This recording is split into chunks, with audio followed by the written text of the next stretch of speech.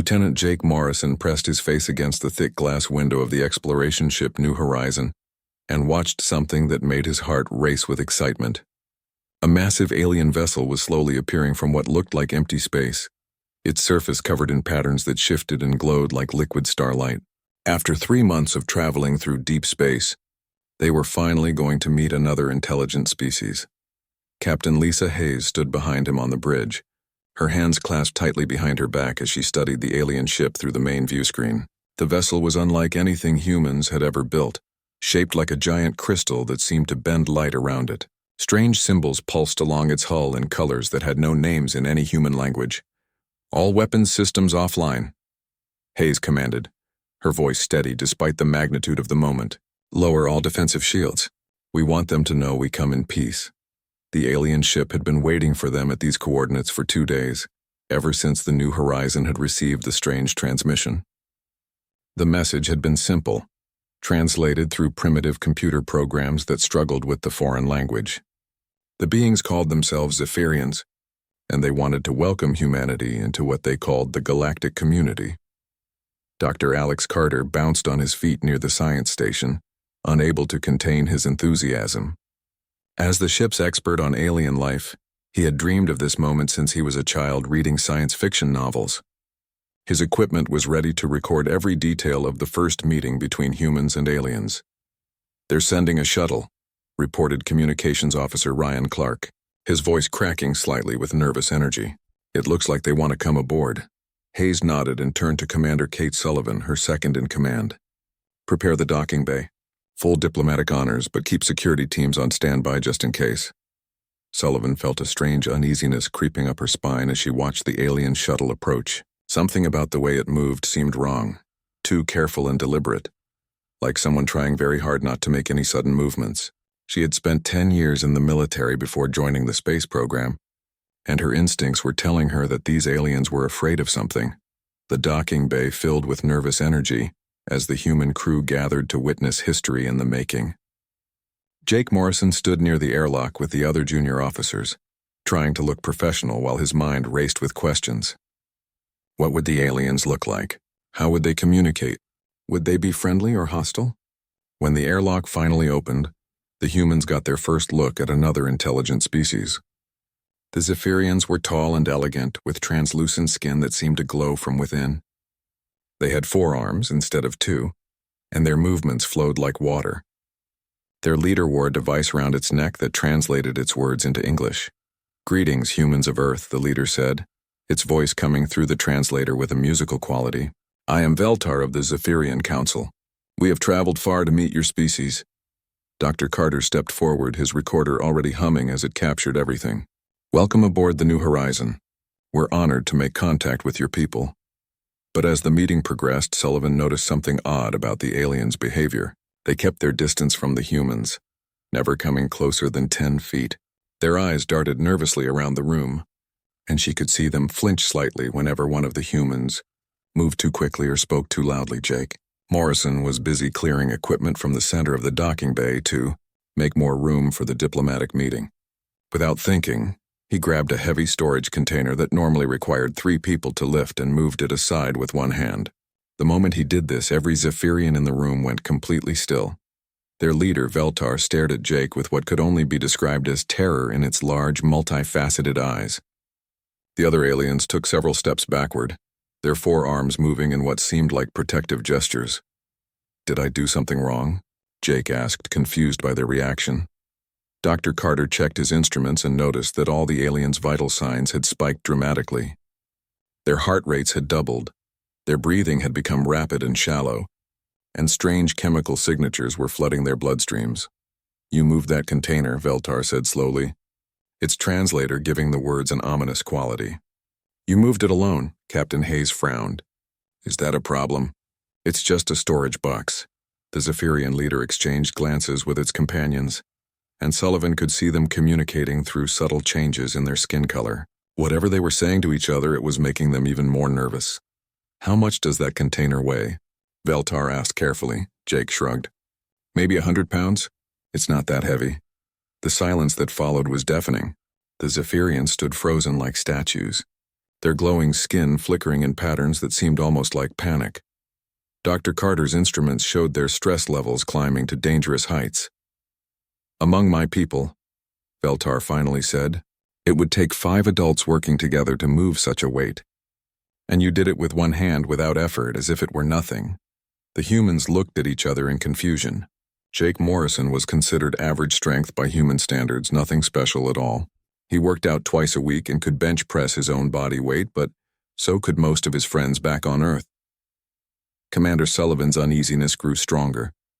She had spent enough time around scared people to recognize genuine fear when she saw it, and these aliens were terrified. But what were they afraid of? The humans had gone out of their way to appear peaceful and welcoming. "Perhaps we should continue this meeting in a more comfortable setting," Captain Hayes suggested, trying to ease the tension. "We've prepared a conference room where we can talk more privately." But as the group moved through the ship's corridors, Sullivan noticed that the aliens stayed clustered together, always keeping the humans in sight but never allowing themselves to be surrounded. They acted like prey animals being escorted by predators, and the realization sent a chill down her spine.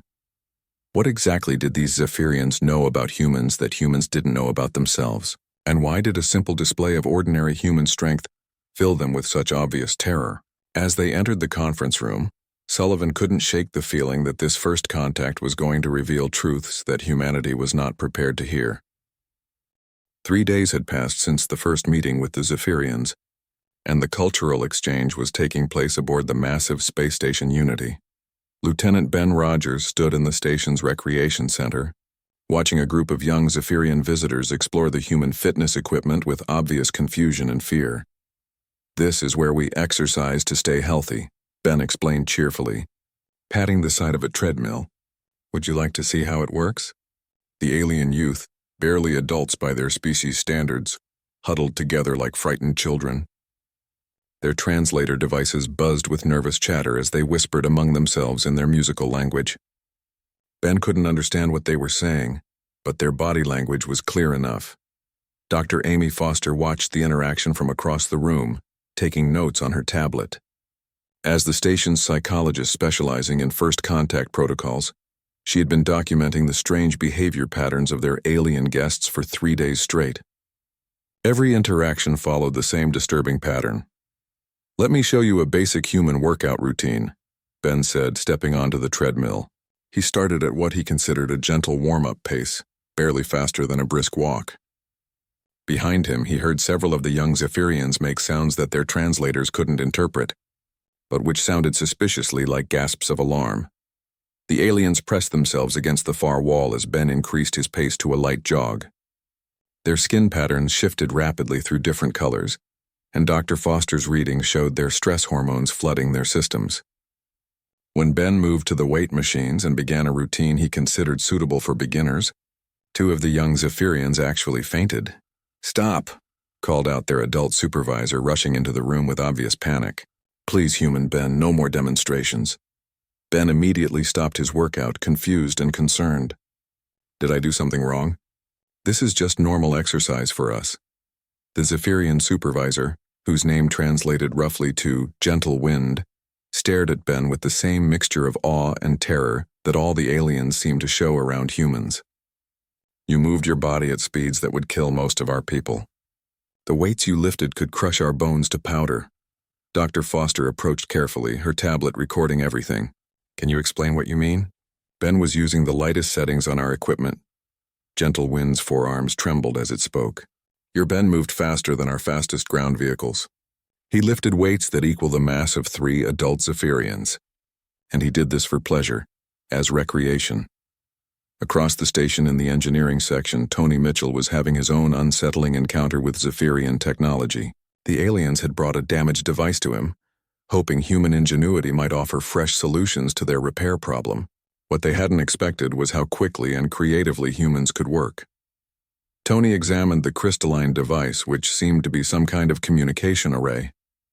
The damage was obvious to his trained eye, and he could see several ways to fix it using basic human tools. "This shouldn't take long," he said cheerfully, reaching for his toolkit. The 3 Zephyrian technicians immediately backed away as Tony began working. They watched in silent amazement as he bypassed their complex repair protocols with simple direct solutions. Where their manuals called for specialized equipment and careful procedures, Tony used improvised tools and creative problem-solving. Within minutes, he had the device working perfectly. "There you go," he said, handing it back to the stunned aliens. Just needed to reroute the power flow and replace a couple of damaged connections. The lead technician took the device with shaking hands. "You repaired in minutes what our best engineers said would take weeks." "How is this possible?" Tony shrugged. "It's just basic troubleshooting. You look at what's broken, figure out why it's broken, then fix it the simplest way possible." But the aliens didn't see it as simple at all. They saw a human casually solving problems that challenged their most advanced minds, using tools and techniques that seemed impossibly primitive yet devastatingly effective. In the station's dining hall, Chef Maria Santos was preparing what she considered a mild welcome dinner for their alien guests. She had carefully avoided anything too spicy or exotic, settling on simple dishes that most humans would consider bland and safe. The Zephyrian food specialists arrived wearing what could only be described as hazmat suits. They approached Maria's cooking station with the caution of bomb disposal experts, their instruments scanning every ingredient. "These are basic Earth foods," Maria explained, gesturing to her ingredients. "Nothing dangerous or unusual." But the aliens' scanners were telling a different story. They detected capsaicin levels that registered as chemical weapons in their database. The small amounts of ethanol in her cooking wine showed up as industrial solvent. Even the salt and pepper were flagged as potentially lethal compounds. "How do humans consume these substances without dying?" asked the lead food specialist, its voice muffled by its protective gear. Maria laughed, thinking they were joking. "Consume them? These are just seasonings to make food taste better." The silence that followed was profound.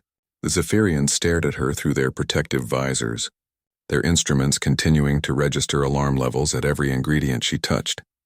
Back in the diplomatic quarters, Captain Hayes was having an increasingly uncomfortable conversation with Veltar.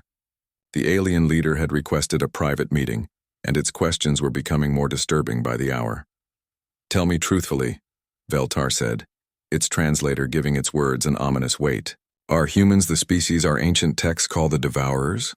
Hayes frowned. "I'm not familiar with that term. What exactly are Devourers supposed to be?"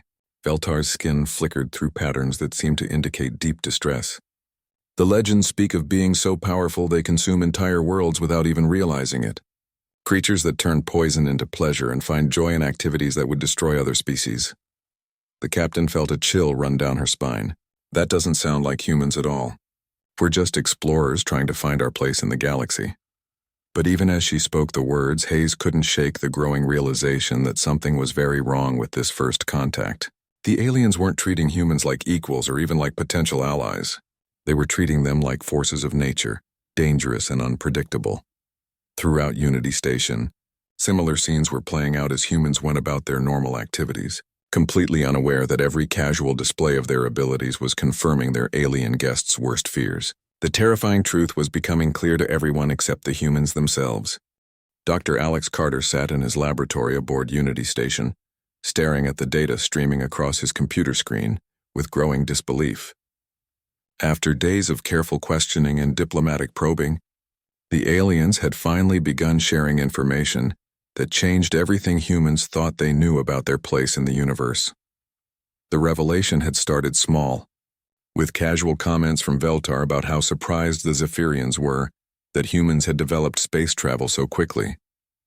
Then came mentions of quarantine protocols and ancient monitoring systems. Now Carter was looking at star charts that showed something impossible. Earth had been surrounded by warning beacons for over 3,000 years. Communications officer Ryan Clark burst into the laboratory, his face pale with shock. "Doctor, you need to hear this transmission I intercepted from the Zephyrian fleet." The recording played through the speakers, translated into English by their computers. Multiple alien voices discussed humanity with a mixture of awe and terror that made Carter's blood run cold. "The humans are exactly as the prophecies described," one voice said. "They consume toxins for pleasure and find entertainment in activities that would kill most species. Have you seen their physical capabilities?" Another voice replied.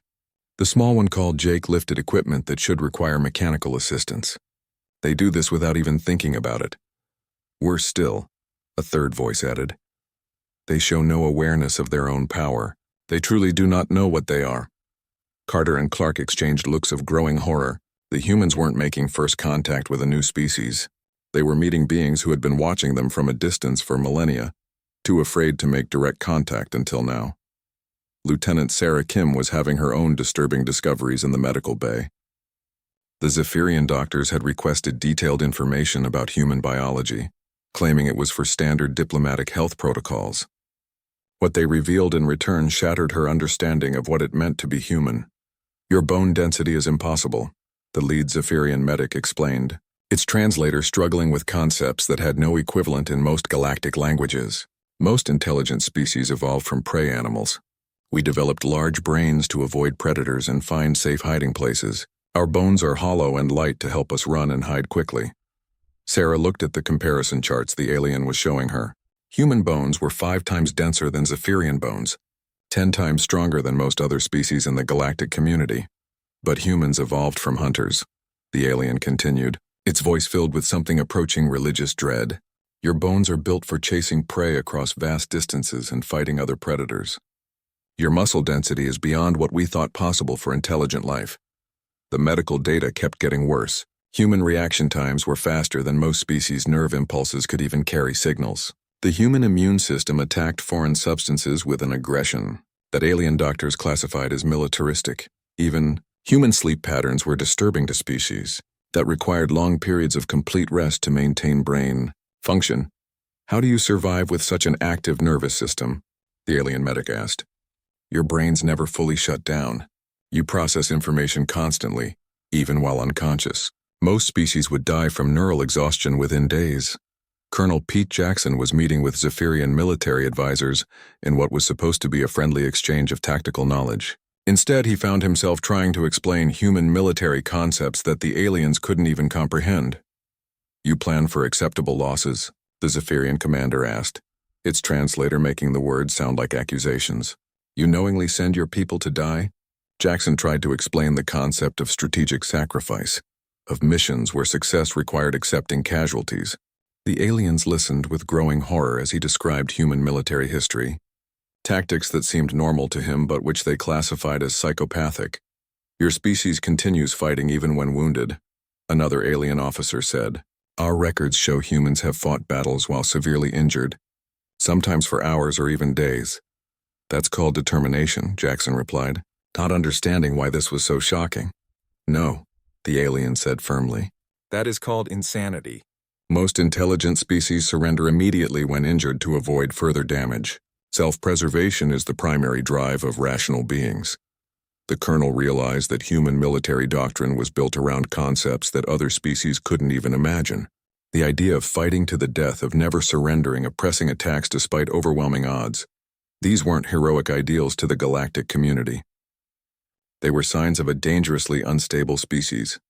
Dr. Linda Harper was working with the Zephyrian historians, comparing human development with other species in the galaxy. What she learned made her question everything about human evolution. Most species require millions of years to develop from primitive hunters to spacefaring civilization, the alien historian explained. The average time is between 8 and 12 million years. Harper checked her notes. How long did it take humans? According to our observations, approximately 200,000 years. Your species achieved in centuries what takes others millennia. The alien showed her comparison charts that revealed the terrifying truth about human development. While other species gradually evolved away from their primitive instincts, humans had somehow retained all their predatory advantages, while rapidly developing intelligence.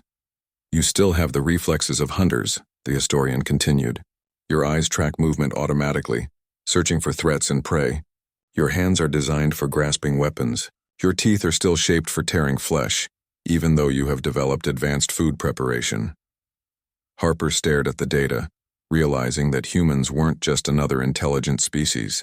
They were evolutionary anomalies, predators who had become smart enough to build spaceships, while remaining physically capable of hunting.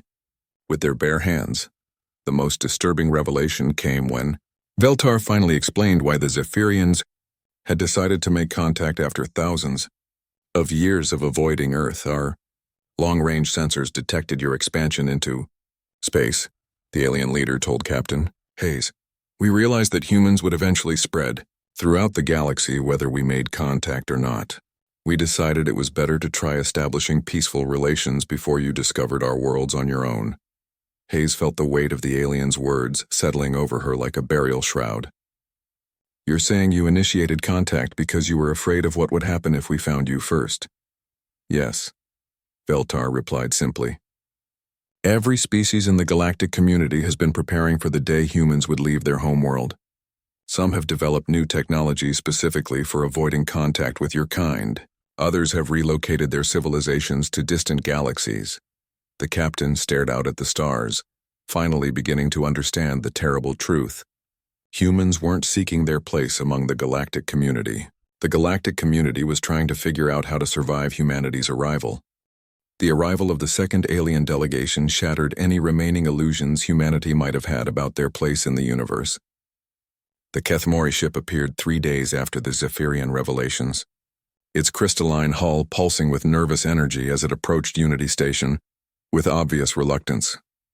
Commander Kate Sullivan watched the docking procedure from the observation deck, noting how the alien vessel maintained maximum distance while still allowing for diplomatic contact. The Kethmori had specifically requested that no more than 2 humans be present during their first meeting. And even then they wanted the encounter to take place in the largest available chamber. The Kethmori themselves were unlike anything the human crew had imagined. They appeared to be made of living crystal, their bodies reflecting light in patterns that hurt human eyes to look at directly. Their leader, who identified itself through harmonic vibrations rather than speech, required 3 different translation devices working together to communicate with the humans. We are the Kethmori of the Silicon Reaches, the entity said, its words coming through as a chorus of different voices. We have traveled from the edge of the galaxy specifically to avoid your kind for the past 2,000 years. Dr. Alex Carter, one of only 2 humans allowed in the meeting room, felt his heart sink at the casual admission, "You've been avoiding us? But we've never even left our solar system until recently." The crystalline being's surface flickered with colors that the translation system identified as amusement mixed with terror. Your species broadcasts its presence across space with every radio transmission, every satellite launch, every nuclear detonation. We have been monitoring your development and calculating safe distances for millennia. Captain Hayes, the other human present, leaned forward carefully, trying not to make any sudden movements that might startle their visitor. What exactly do you know about humans that makes you want to avoid us? The Kethmori's response came through multiple harmonics that made the translation devices struggle to keep up. Your people call it science fiction, but your entertainment broadcasts are classified as military intelligence by most galactic civilizations. Your fictional stories describe tactics and technologies that advanced species use as actual warfare manuals. Carter felt the room spinning around him as the implications hit home. You're saying our movies and books are being studied as military documents?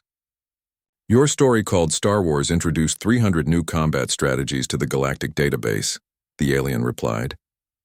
Your Terminator films caused 17 species to ban artificial intelligence research permanently. Your disaster movies taught us methods of planetary destruction that we never imagined possible. The conversation was interrupted by the arrival of maintenance worker Carlos Reyes, who entered the chamber without knowing about the strict protocols that had been established for alien contact. He was simply doing his job, checking the environmental systems, when he casually mentioned his weekend plans. "Sorry to bother you folks," Carlos said cheerfully, "but I wanted to make sure the air recycling was working before I head out. I'm going skydiving tomorrow and I need to check my gear first." The Kethmori being immediately began flashing warning colors as its translation devices worked frantically to process what Carlos had said. The resulting translation came through as a series of alarm sounds mixed with what could only be described as electronic screaming. "You launch yourself from aircraft for pleasure?" the alien finally managed to communicate. "You deliberately fall from great heights with only fabric to prevent your death?" Carlos grinned, completely missing the terror in the alien's response. "Yeah, it's great fun. You should try it sometime. The rush is amazing when you're falling at terminal velocity." The Kethmori began broadcasting emergency signals to its ship, and within minutes the chamber was filled with more aliens, all of them maintaining maximum distance from the humans, while their equipment scanned Carlos for signs of mental illness or suicidal tendencies. In another part of the station, teacher Helen Stone was conducting what she thought would be a simple cultural exchange with a group of alien educators. She had prepared a presentation about human childhood development and education methods, focusing on what she considered the most peaceful and nurturing aspects of human society. The alien educators belonged to a species called the Mindal, creatures that resembled large, gentle butterflies with highly developed brains. They had requested information about how humans raise their young, expecting to learn about cooperative learning and conflict avoidance techniques. Instead, they watched in growing horror as Helen showed videos of human children playing games that the aliens classified as combat training. Tag was identified as pursuit and evasion exercises. Hide and seek was labeled as stealth warfare preparation. Even simple playground activities like climbing and swinging were seen as physical conditioning for future battles. Your young ones engage in simulated combat from birth, one of the Mindal educators said, its delicate wings trembling with distress. They compete against each other in structured conflicts designed to identify the strongest individuals. Helen tried to explain that games were just fun activities that helped children develop social skills and physical coordination. But the aliens saw something else entirely. They saw a species that trained its offspring for warfare from the moment they could walk, using play as a cover for military conditioning. The situation reached a breaking point when Helen showed a video of children playing dodgeball. The alien educators required immediate medical attention as they watched human youngsters deliberately throwing objects at each other with the intent of striking their targets. To species that had evolved to avoid all forms of conflict, the sight of children actively trying to hit each other was deeply traumatic. Meanwhile, pilot Dan Cooper was preparing to demonstrate what he called a gentle landing technique for a group of alien observers who had requested to see human transportation methods. Cooper had chosen what he considered his most careful and conservative approach, something suitable for nervous passengers who might be uncomfortable with aggressive piloting. The aliens gathered in the observation bay had no idea what they were about to witness. Cooper's definition of gentle involved gravitational forces that would have killed most of the observers instantly. His careful approach included maneuvers that violated several interstellar treaties regarding reckless endangerment. As Cooper began his demonstration, alien emergency broadcasts filled the communication channels. Species after species declared the human piloting display to be an act of war, a deliberate attempt to demonstrate superior military capabilities through impossible flight maneuvers. The demonstration was immediately canceled when 3 different alien civilizations threatened to evacuate their ships if the human continued what they saw as a clear threat display. Cooper landed his craft in confusion, having no idea that his gentle flying had just been classified as the most aggressive pilot behavior ever recorded in galactic history.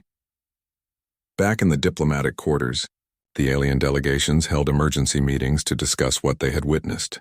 The humans, they concluded, were not just physically superior to other species. They were psychologically conditioned for conflict in ways that defied rational understanding. Every aspect of human culture, from their entertainment to their education to their recreational activities, was designed around concepts that other species found terrifying. The aliens realized they weren't just meeting another intelligent race. They were encountering a civilization built entirely around principles that the rest of the galaxy considered insane. The emergency council meeting aboard Unity Station brought together every human officer and alien representative in what would become the most important discussion in galactic history. Admiral Frank Nelson had arrived from Earth with a full diplomatic team, expecting to celebrate humanity's entry into the galactic community. Instead, he found himself confronting the reality that his species was the most feared force in known space. The main conference room buzzed with tension as dozens of alien species maintained careful distances from the human delegation. Each group of aliens had positioned themselves as far as possible from the humans while still being able to participate in the discussions. The seating arrangement looked more like a quarantine protocol than a diplomatic meeting. Veltar of the Zephyrians spoke first, its translator giving weight to every word. Honored humans of Earth, we must address the fundamental problem of your existence in our galaxy. Your species possesses capabilities that make peaceful coexistence extremely difficult. Admiral Nelson felt the weight of responsibility settling on his shoulders like lead. What exactly are you asking us to do? We came here hoping to join your community, not to threaten it. The Kethmori representative's crystalline form flickered with nervous energy. The issue is not your intentions, Admiral Nelson. The issue is your nature. You cannot help being what you are, and we cannot help being terrified of what you represent. Dr. Alex Carter had spent the past week analyzing data from every alien species they had encountered, and the results painted a picture that challenged everything humans believed about themselves. We're not the underdogs we thought we were, he said quietly. We're apex predators who developed intelligence while keeping all our hunting instincts. Commander Kate Sullivan studied the assembled aliens, noting how they flinched whenever humans spoke too quickly or moved too suddenly. So what are our options? Pretend we're weaker than we are? Hide our capabilities? A new voice entered the discussion as the Mindel educator's translation device activated. Some of our civilizations have been preparing for this moment for thousands of years. We have developed protocols for managing the arrival of apex predator species. The protocols, when explained, were both flattering and deeply disturbing. Entire sectors of space had been designated as buffer zones around human-controlled areas. Trade agreements had been drafted that would allow commerce while maintaining safe distances. Some species had even developed new technologies specifically designed to detect and avoid human ships. You're treating us like a natural disaster, Captain Lisa Hayes observed with growing unease. Something to be managed and contained rather than welcomed. The alien responses confirmed her worst fears. To the galactic community, humans weren't potential allies or trading partners. They were a force of nature that needed to be carefully monitored and diplomatically managed to prevent catastrophic damage to existing civilizations, Dr. Linda. Harper raised the question that was haunting everyone in the room. What happens if we refuse these protocols? What if we just proceed with normal expansion and exploration? The silence that followed was deafening. Finally, the Kethmori representative answered with harmonics that the translators interpreted as profound sadness mixed with inevitable acceptance. Then the galaxy will adapt to your presence as it always does when apex predators expand their territory. Weaker species will flee, hide, or submit. Civilizations will relocate to distant regions. Some may choose extinction over coexistence with beings they cannot understand. Admiral Nelson stood slowly, his mind racing through the implications of what they were discussing. You're asking us to choose between being ourselves and being part of your community. Veltar's skin patterns shifted to colors that indicated deep philosophical consideration. We are asking you to choose what kind of apex predators you wish to be. You can be destroyers who take what they want through superior force. Or you can be protectors who use their strength to defend those who cannot defend themselves. The suggestion sparked heated debate among both humans and aliens. Some species expressed hope that humans could serve as galactic peacekeepers, using their intimidating presence to prevent conflicts between weaker civilizations. Others worried that giving humans any kind of official authority would be like appointing wolves to guard sheep. Lieutenant Jake Morrison spoke up from his position near the back of the room. Maybe the real problem is that we've been thinking about this wrong. We keep trying to fit in with everyone else, but what if that's impossible?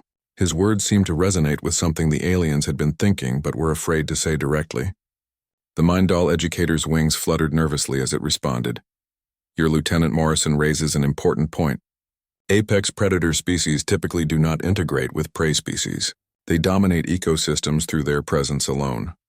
Dr. Amy Foster, who had been quietly observing the psychological dynamics of the meeting, finally spoke. What if we developed a completely different approach? Instead of trying to integrate normally, we could establish limited contact protocols that acknowledge our differences. The proposal that emerged from hours of careful negotiation was unlike anything in galactic diplomatic history. Humans would be welcomed into the galactic community, but with unprecedented restrictions and safeguards designed to protect other species from accidental intimidation or harm. Human expansion would be carefully managed, with buffer zones and advanced warning systems to allow other species time to relocate if they chose to. Cultural exchanges would follow strict protocols designed to minimize psychological trauma to alien participants.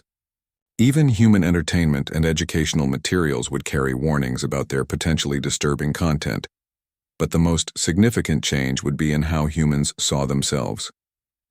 The days of considering humanity an underdog species struggling to find its place among the stars were over. They were the galaxy's apex predators, And with that status came responsibilities that no other species could understand. As the meeting concluded, Jake Morrison found himself standing at an observation window, looking out at the stars with completely new eyes. Children were playing in the station's recreation area, their laughter echoing through the corridors as alien observers watched from safe distances, marveling at the casual display of joy and energy that they found both beautiful and terrifying. Captain Hayes joined him at the window, her expression thoughtful as she watched Earth's children play games that the rest of the galaxy classified as combat training. "Do you think we can really do this? Learn to be the protectors instead of the threat?" Jake nodded slowly, understanding finally settling over him like dawn breaking over a new world. "I think we have to. We're not looking for our place in the galaxy anymore. We're learning to be worthy of the place we always had as its most powerful inhabitants." Outside the window, the stars stretched endlessly into space, waiting for humanity to decide what kind of apex predators they would choose to become.